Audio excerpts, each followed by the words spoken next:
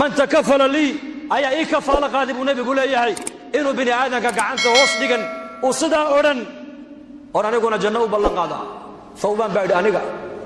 ثوبان صحابي قاس مركو دادي سويناتي سوق مقالة المدينة isagoo faraskiisa wata intuu soo galo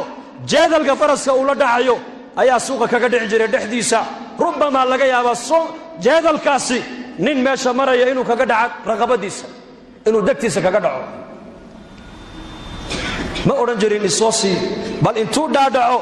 ayuu gacantiisa ku soo qaadan jiray markaas lagu oran jiray yaa thawban saaxibu rasuulillaahi baa tahay nin daaweyn baa tahay jeedalka agteeda ku dhacay ma natirayda annaka noo dhiib markaas uu oran jiray nabi maxamed ballan la galay ballankii nabi aan la galay baan buuxinayaa buu oran jiray la tas'alanna bunayya aadama haajatan wasal alladhi abwabuhu la tuhjabu fallahu yaghdabu in tarakta su'alahu wa bunayya aadamu hina yus'alu yaghdabu bani aadam baahidaada ha u sheegan baahidaada waxaad u sheegataa ilaaha albaabadiisu mar walba aan la xidhayn ee albaabadiisu ay furan yihiin ka baahidaada u sheego haddaad baryada ilaahay aad daysidna ilaahay waa kuu cadhoonayaa bini aadanka haddaad barididna baryaday kugu nacayaan bini aadamku baahi badan iyo bugtaan badan baa la isku nacaa taasay leeyihiin bini aadan haddaad tirahdid keen uu ku nici ilaahay haddaad keen odhan weydid isna uu kuu cadhoon gacantan marka waxa la inoo siiyay inaan ilaahay hoos dhigano ilaahay barino Malik bin Dinar rahimahullah habeenada kamid ku manaamay manaan baa lagu yiri kac masaajidka ku yaala xaafada waa Madiinatu Basra in yaro shaab baa jooga oo ilaahay ku caabudaya saddex maalmood yarkaas cunto ma cunin qaadoo raashin kariyo u geeba lagu yiri manaam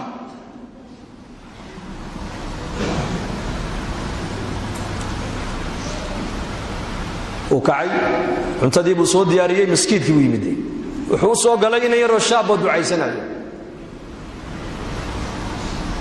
shabaabkeena iyo shabaabka isku eg cuntadii buu u dhigay uu la cunay markay isbarteen ay wada cunteeyeen buu ku yiri aqalkaygu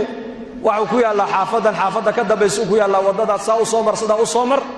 ali markaad baahateed cunto u baahatay ii kale buu ka yiri hadalka markuu yarkii yaraa maqlay wajigiisii buu bedelay wuxuu yiri maad taqaanay horay may manku aqaanay maya xalay adigoo hurda ka amarka kugu siiyay inaad kacdo cunto aad ii soo karisood ii keento ka baryadiisa intoon daayiman adiga ku imaada buu ka yiri ida saalta fas'al illah kaasaan baryi buu meel kale ma baryo albaabka makhluuqa waan iska xidhay buu anigu albaabka khaaliqan garaaca bas xidhiidhka ilaahay innaka inaga dhaxeeya hadduu inoo hagaago nolosha adduunyada inoo hagaagi xidhiidhka inaga dhaxeeya innaka ilaahay maxaan ku hagaajinaynaa jidhkeennan camalka wanaagsan waa inuu ka soo baxaa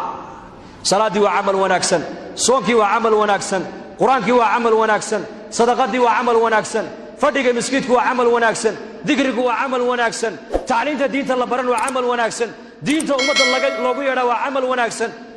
wanaagsan baa la rabaa in laga shaqeeyo